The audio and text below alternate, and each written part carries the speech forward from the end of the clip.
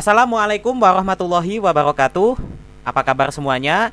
Pada video kali ini admin akan bahas sebuah materi yang sangat basic ya, yang umumnya teman-teman harus tahu dan harus paham dan harus benar ketika UTBK, yaitu tentang teori bilangan.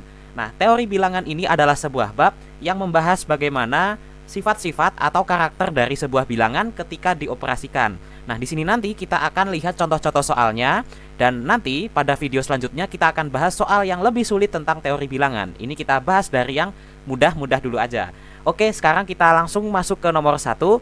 Bentuk soalnya rata-rata ya setipe seperti ini. Yang pertama, jika A dan B adalah bilangan bulat, tentukanlah nilai minimum dari A plus B apabila A kali B sama dengan 42. Nah, kalau ada soal seperti ini yang teman-teman harus perhatikan. Nah, kita punya perkalian dua buah bilangan, A dikali B ini 42. Kita disuruh mencari berapa nilai maksimum dari A plus B. Nah, ini gampang banget. Teman-teman cukup buat pemfaktoran nih. 42 itu bisa diperoleh kalau kita mengalihkan berapa kali berapa. 1 dikali 42 bisa. Ya, kemudian 2 dikali 41, 2 dikali 21 bisa. Kemudian berapa lagi? 3 dikali 14, ya kan? Kemudian kita punya yang lain, 6 dikali 7. Ini semuanya menghasilkan 42. Nah, pertanyaannya, mana yang kalau dijumlahkan ini nilainya paling kecil? Tentu saja yang paling bawah. 6 ditambah 7 sama dengan berapa tuh? 13. Jawabannya yang A. Nah, kalau punya soal seperti ini, teman-teman bisa dengan mudah cari yang paling bawah. Nah, ini sudah pasti nanti hasilnya akan yang terkecil ya. Kita cek yang atas, 3 sama 14 dijumlahkan itu 17. Nah, ini bukan yang paling kecil. Semakin ke atas nanti akan semakin besar nilainya ya. Kalau mencari nilai yang maksimum, teman-teman ambil yang paling atas. Gitu ya prinsipnya kawan-kawan. Kita akan lanjut ke nomor 2 di sini. Nah, nomor 2 soalnya ini dibalik. Tadi kita mencari penjumlahannya. Nah, sekarang kita tahu penjumlahan dua buah bilangan adalah 12. Tentukan maksimum dari hasil kali A dan B. Nah, angka 12 ini merupakan penjumlahan dari A dan B. Dan AB ini merupakan bilangan bulat.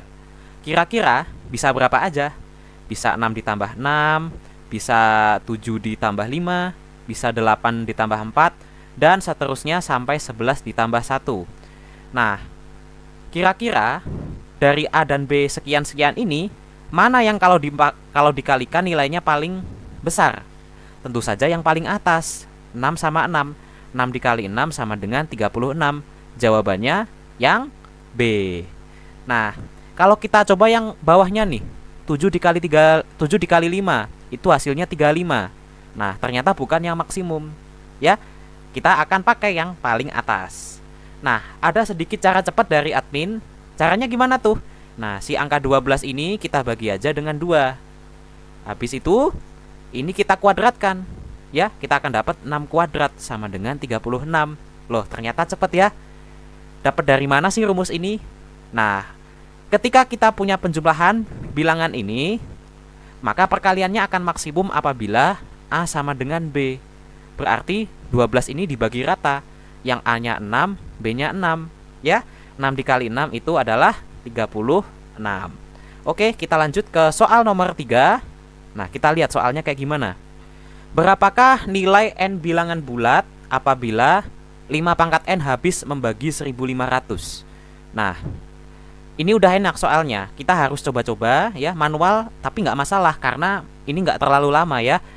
Kita punya 5 pangkat N. Nah, soal ini menyuruh kita mencari berapa sih nilai N agar 1500 dibagi dengan 5N ini habis atau tidak bersisa. Nah, kita coba dari N yang paling kecil, yaitu 1. Ya, 5 pangkat 1 itu 5. 1500 dibagi 5, bisa nggak? Bisa. Oke, sekarang kita tingkatkan menjadi 5 pangkat 2. 5 pangkat 2 itu adalah 25. 1500 bagi 25 itu bisa nggak? Bisa. Oke, kita tingkatkan lagi. 5 pangkat 3 sekarang 125. 1500 dibagi 125 masih bisa nggak? Masih bisa. Oke, kita tingkatkan lagi. 5 pangkat 4 625. Apakah bisa? Ternyata tidak, ternyata bersisa. Maka yang paling memungkinkan adalah 125 atau 5 pangkat 3. Berarti N-nya sama dengan 3, jawabannya yang C. Nah, kalau teman-teman masih bingung, teman-teman bisa cari perkalian yang menghasilkan 1500. Nah, 1500 itu adalah 125 dikali 12 kan? Nah, faktor yang memuat angka 5 kita kumpulin nih di sini menjadi 125. Nah, di sini apakah ada faktor angka 5 lagi? Nggak ada ternyata, hanya yang ini. Nah, 125 ini tadi 5 pangkat 3. Kita pilih N-nya sama dengan 3. Oke, seperti itu kawan. Kita lanjut ke nomor 4. Nah, ini soalnya lebih dimodifikasi. Nilai N bilangan bulat positif apabila 6 pangkat N habis membagi 9 faktorial. Prinsipnya masih sama. Kita akan mencari dari 9 faktorial ini berapa banyak faktor angka 6-nya. Nah, kita jabarkan aja 9 faktorial itu seperti apa. 9 dikali 8 dikali 7 dikali 6 dikali 5 4, 3, 2, 1. Nah, di sini 6 pangkat N. Kita harus mencari berapa banyak angka 6 ini muncul dalam 9 faktorial. Apakah hanya 16 ini? Tentu saja tidak. Ya, angka 6 itu ya bisa diperoleh selain dari angka 6 itu sendiri, bisa juga diperoleh dengan cara apa?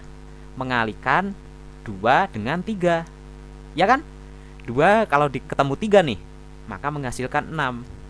Nah, maka dari itu kita akan cari perkalian antara bilangan dasarnya 3 dengan bilangan dasarnya 2. Oke? Nah, pertama ini nih, 3 ketemu 2.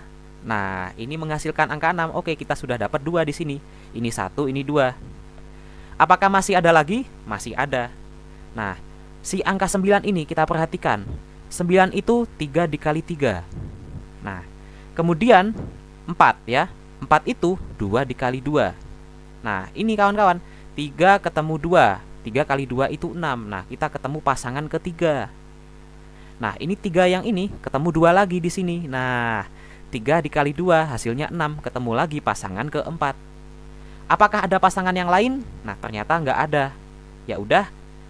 Maka dari itu, karena ada 4 pasangan, maka ini 6 pangkat 4 ya. Berarti N-nya sama dengan 4 atau yang C.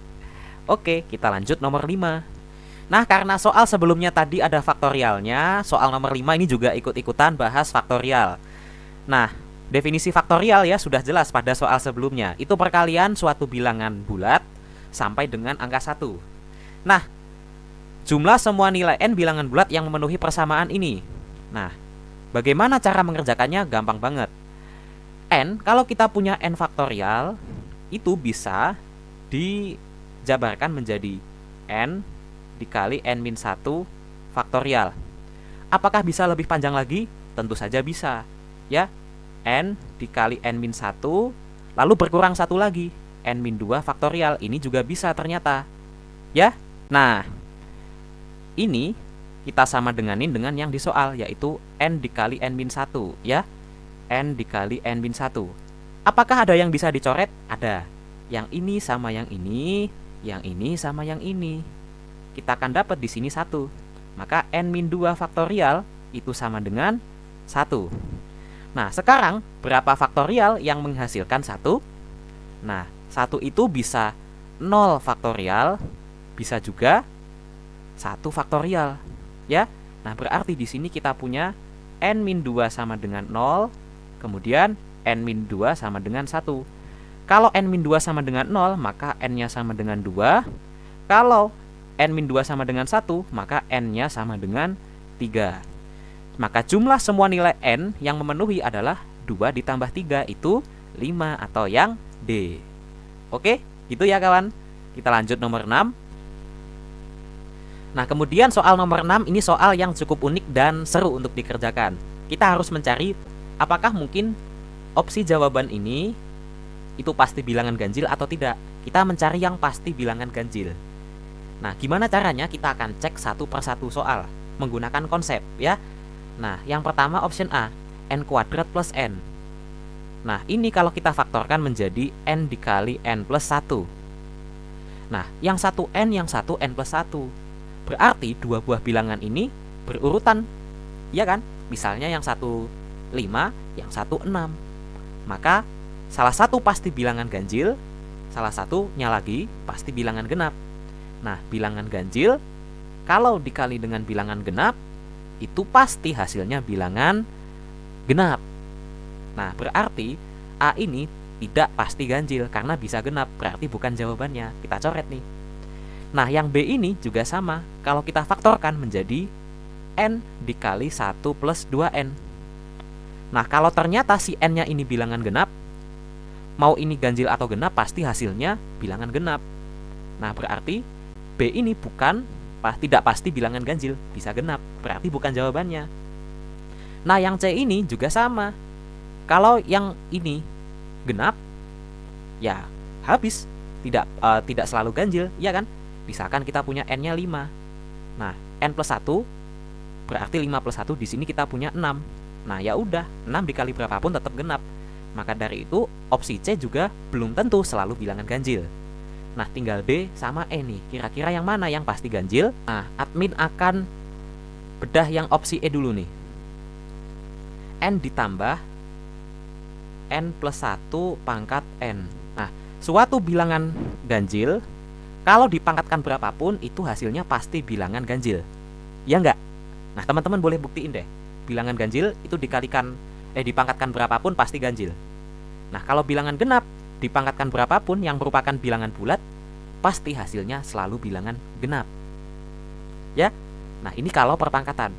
Bagaimana dengan penjumlahan? Oke. Bilangan ganjil ditambah bilangan ganjil itu hasilnya apa? Pasti selalu bilangan genap. Kemudian bilangan genap ditambah bilangan genap, hasilnya jelas bilangan genap. Nah, kalau yang satu bilangan genap, yang satu bilangan ganjil ditambahkan, maka hasilnya apa? Pasti bilangan ganjil. Iya kan? Teman-teman boleh buktikan nanti di rumah ya. Nah, sekarang kita punya bentuk ini. Misal n ini bilangan ganjil. Nah, di sini n plus 1. N plus 1 kalau n-nya ganjil ketemu ganjil itu bilangan genap. Ya kan? Nah, bilangan genap dipangkatkan n berapapun pasti hasilnya bilangan genap. Nah, ganjil ditambah genap itu pasti bilangan ganjil. Nah, sekarang kasusnya kalau n-nya ini bilangan genap kayak gimana? Nah, kalau n-nya ini bilangan genap, berarti n plus 1 itu ganjil. Ya kan? Nah, ganjil dipangkatkan berapapun hasilnya pasti bilangan ganjil. Nah, genap ditambah ganjil itu hasilnya pasti bilangan ganjil. Maka dari itu sudah pasti opsi E ini adalah jawabannya. Opsi E ini selalu bilangan ganjil berdasarkan pembuktian yang di atas. Oke, semoga bisa dipahami kawan-kawan. Nah, option D ini salahnya kenapa? Buktiin aja, misalkan kita punya n sama dengan 3. Nah, ini akan menjadi 2 faktorial ditambah 2 dikali 3. 2 faktorial itu 2, 2 kali 3 itu 6. Nah, ternyata bilangan genap dan tidak selalu ganjil. Ya udah salah. Nah, teman-teman juga bisa mencari pembuktian dengan cara mencari suatu bilangan yang bisa menyalahkan si argumen ini. Ya, gitu konsepnya ya, kawan. Kita lanjut ke nomor 7. Nah, kita mencari suatu bilangan yang pasti genap sekarang. Nah, kita cek nih, option A. n-1 faktorial ditambah n plus 1 faktorial. Nah, kita akan coba-coba deh ya. Random, misalnya kita pakai n sama dengan 1. Nah, 1 min 1 itu 0. 0 faktorial 1. Ditambah n plus 1 faktorial. 1 plus 1 faktorial itu 2 faktorial. 2 faktorial itu 2. 1 ditambah 2, 3. Nah, ternyata ini tidak terbukti selalu bilangan genap, tapi bisa bilangan ganjil. Nah, sekarang yang B. Nah, option yang B. Nah, kita coba-coba lagi deh ya. Kita pakai n sama dengan 1. Ini akan sama dengan 1 ditambah 2 dikali 1 kuadrat sama dengan 1 ditambah 2 sama dengan 3. Oh, ternyata tidak selalu genap. Nah, salah tuh. Nah, sekarang opsi yang C. N pangkat N ditambah 1. Apakah pasti bilangan genap? Tidak selalu. Kenapa? Karena kalau n-nya ini bilangan genap dipangkatkan berapapun itu pasti bilangan genap. Nah, bilangan genap ditambah 1 itu pasti bilangan ganjil. Nah, berarti tidak selalu genap ya. Nah, sekarang kita cek yang E sekarang ya. Yang E ini n kuadrat plus n plus 4. Kalau kita faktorkan menjadi n dikali n plus 1, ya kan? Lalu ditambah 4. Nah, kawan-kawan perhatikan, yang satu n, yang satu n plus 1. Berarti salah satu itu ganjil, salah satunya lagi pasti genap. Atau sebaliknya juga bisa. Bilangan ganjil dikali bilangan genap itu pasti selalu bilangan genap. Nah, bilangan genap ditambah 4. Karena 4 itu bilangan genap, sudah pasti hasilnya bilangan genap. Jadi jawabannya yang E. Gitu ya kawan ya. Nah, untuk membuktikan apakah option D ini salah, teman-teman bisa coba sendiri ya di rumah. Nah, kemudian soal terakhir, soal nomor 8. Nah, nomor 8 ini admin akan kasih tugas ke teman-teman bagaimana cara menyelesaikannya ya. Kerjakan teman-teman di rumah masing-masing. Nah, karena di soal atau di video selanjutnya kita akan bahas soal teori bilangan dengan menentukan mana yang nilainya paling kecil dan paling besar. Silahkan dikerjakan. Jawabannya nanti teman-teman bisa diskusikan di kolom komentar. Oke, sekian yang dapat admin sampaikan. Terima kasih. Wassalamualaikum warahmatullahi wabarakatuh.